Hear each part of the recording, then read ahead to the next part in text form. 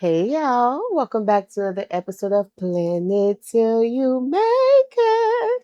I hope you guys are doing well as always. Y'all, it has been so long. We have so much to catch up on. How y'all doing? How are your goals going? Before we get into the video, I just want to catch up with you guys really quickly and let you know where I have been. Y'all, life has been lifing. There's no other words for it. Life has been lifing. If you've watched a few of my other videos, you know that I registered for a master's program back in fall 2025, and it's an accelerated program. So what was supposed to be meant for 2 years was basically reduced to 1 year. And so, y'all, last semester took a toll on me. I had this one professor, it was no joke. You know how there's always that one professor who's trying to prove something? Enough said, in case he comes across this video and I need a recommendation letter. So, so school has really taken a toll on me when it came to filming content or doing other things. School really had to be my priority. And not only that, there's a boot camp that is required for me to graduate. It fell on the same week as my finals. So I literally took a whole week off jumping from finals and getting ready for the boot camp. And that boot camp will also determine if we graduate for the program. So it was a lot. And by the time I was done, I fell into a complete planner slump. I fell off of my routines. I was having a hard time waking up early in the morning. I think I took a week off from working out. I mean, it was all over the place. I actually had someone from the planner community. She reached out to me. She was basically telling me how she's struggling to keep up with her goals, keep up with her planner.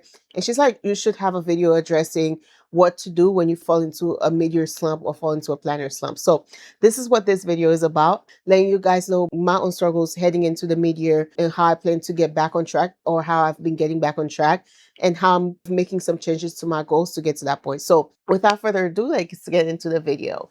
So in case you're new to the planner community and you've never heard of a planner slump, you've never heard of a mid-year slump. So a mid-year slump is basically this. You start off the year with so much motivation. You had a list of plans. If you have the Plans to Make It planner, you had all the plans you were going to accomplish this year. You broke them down. You decide, okay, quarter one, this is what I'm doing. Quarter two is this is what I'm doing. And then come the middle of the year, you just lose all the motivation you had at the beginning of the year. That energy, that drive you had at the beginning of the year to go after your goals. For whatever reason, things happen. In my case, school happens, finals, you get busy, kids get in the way, family require your attention, and your goals start to become inconsistent. And eventually, all that overwhelm causes you to completely give up on your goals. And you may get to a point where you feel like you're alone in this situation. You might look online and see other people doing so well, and you feel like you're the one that's failing at your goals. I just want you to know that it is completely normal. It happens to all of us. Studies have actually shown that at the beginning of the year, or during like a big event like your birthday, or maybe like the beginning of the month, we get this boost of motivation to go after our goals. However, what happens is once that motivation starts to fade away, it requires a mental effort to get back on track. It requires discipline to get back on track. So if you're wondering, okay, how do I know I'm in a mid-year slump? So questions you can ask yourself: have you stopped checking on your planner? Have you stopped looking at your goals? Do you find yourself procrastinating? Do you find yourself pushing your goals further and further down the line? Or you tell yourself, maybe next year I'll do it. All of those are signs that you are in a mid-year slump. As I said before, the important thing is to realize that it happens to all of us. And once you recognize that, the next step is to create ways to get you out of that space, to get you back on track with your goals. In this part, we're going to talk about revisiting the vision. If you've ever attended any of my monthly reset sessions, then you know that's something I talk about all the time. It's about having a vision, because before we decide where we're going and before we decide on the next step, it's important to know our destination. What is our ultimate goal? What do we hope to achieve? And where do we want to be at the beginning of the quarter, at the beginning of the year? When we talk about vision, essentially all it is a picture of the future that you want, the person you're becoming, the life you want to create for yourself. Think about if you were driving somewhere. You may not know every step that's going to take you there, but if you know the destination, you can always make adjustments to your GPS to get you there.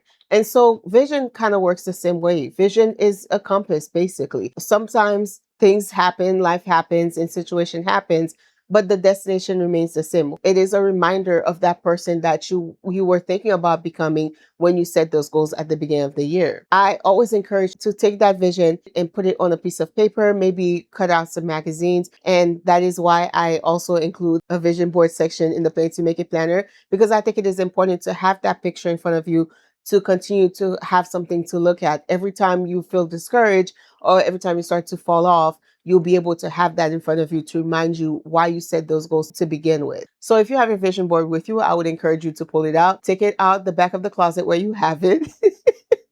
Dust it off, go get your planner wherever you have it, and let's get back to the vision. When you set those goals at the beginning of January, what made you excited about 2026? I encourage you, take a look at it and think back of why you set those goals as we go through the rest of this video. So once you've had the chance to revisit your vision board and think about the things you said at the beginning of the year, compare that to where you are now. Think about your spiritual life. Think about your health and your fitness.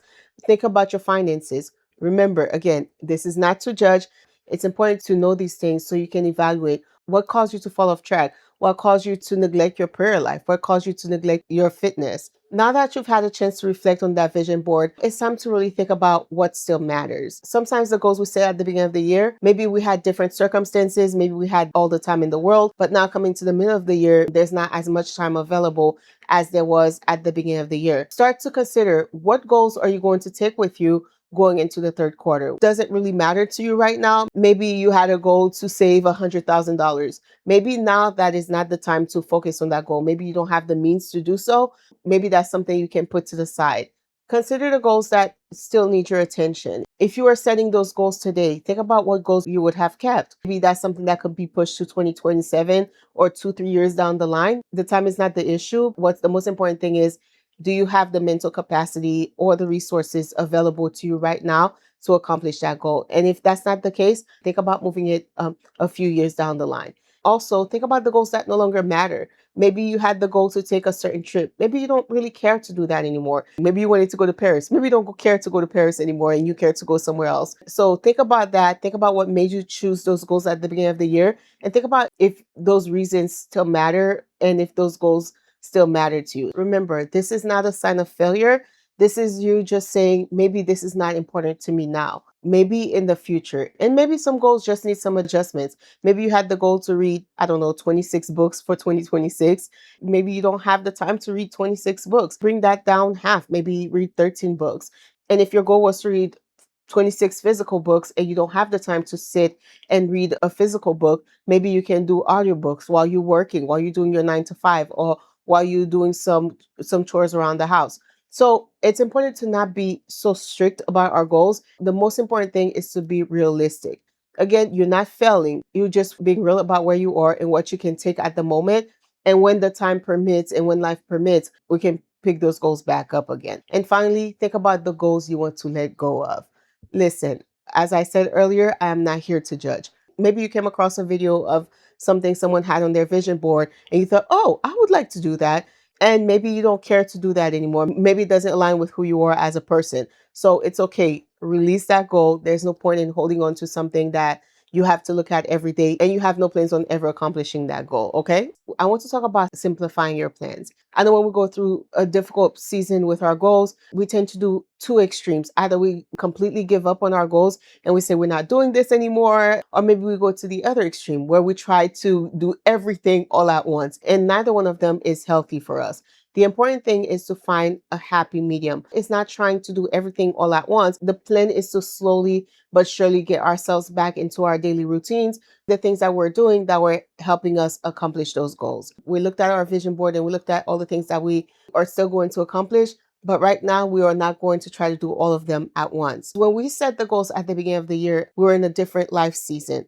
Maybe life wasn't as busy as it might be for you right now. And so you cannot expect yourself to operate at the same level as you were when you set those goals at the beginning of January. It's not because you're lazy. It's not because you're a failure. It's just where you are right now does not support the goals that you set at the beginning of the year. This is the time where we strategize. We're not going to do either extreme. We're not going to completely abandon our goals. Neither are we going to try to do everything at once. We're going to strategize in a way that is going to make our goals simple yet achievable. So I learned this thing called a continuity of operations plan. So what it is when organizations are going through a crisis, maybe there's a natural disaster that happened, power is out in the hospital, and the hospital can no longer function at full capacity. So in a moment of crisis or in a moment of emergency, the hospital understands that it won't be able to function at full capacity. So what it's going to do is it's going to try to focus on the things that are the most important. Maybe that includes emergency care, includes taking care of critical patients, providing life-saving services. So what it's going to do is probably put a pause on things that are not so urgent at the moment and maybe resume those tasks when they are functioning at full capacity. So the way this applies to our goals is that, as I've said a million times, life happens. We are real people having a real life experience. Sometimes we had a goal. We were going to do something. Maybe you had a goal to save $100,000 maybe, and God forbid you lose your job. That is a big change. And that is really going to affect that goal you had to save a certain amount of money. When life happens and life becomes overwhelming, the important thing is to try to focus on what we can actually accomplish given where we are at the moment. Basically, having a continuity of operations plan. What can we do to continue to work toward our goals, to continue to be consistent with our goals without trying to do everything? During the second quarter of the year, I had a great routine going. I was waking up at 5 in the morning, and then school happened. Finals week, the 48-hour boot camp I had to do for school. And so it completely threw me off track. So in that moment, I had to have a plan. I had to focus on the things that were the most important to me at the moment until life got back to normal. And for me, that includes my spiritual life, making sure I'm still being consistent in my prayer life. And also that includes resting because I was doing a lot of studying. And so I really needed to rest my mind. And so that was something that was important to me. And finally, school is another thing that's very important to me because whether I do well or not will determine whether I graduate. So those were the things that were non-negotiable. I had to continue to do. I had to continue to plan around while life got back to normal. So the question then is not how do I do everything, but the question becomes what are the things that absolutely must continue no matter what? And now it's your turn. As you think about the concept of the continuity plan, considering where you are, considering your capacity right now, what are some things that must continue no matter what happens? So maybe that's your spiritual life, maybe that's self-care, maybe that's working out. Maybe that's taking care of your family. Maybe that's your relationships. And think about the things that do not require your time at the moment and that can be pushed to a different time. So as you're simplifying your goals and thinking about what you're going to focus on the remainder of the year, do not make the mistake of comparing yourself to the person that had different circumstances when those goals were set. Your success during your difficult season is going to look different than your success during your best season. It does not mean you're giving up. It does not mean you're abandoning your goals. It means you're adapting a new strategy and you're adapting a new plan for the person you are today, for the season you're in right now. So now that you have simplified your plan, the next step is to create a system that's going to support that plan.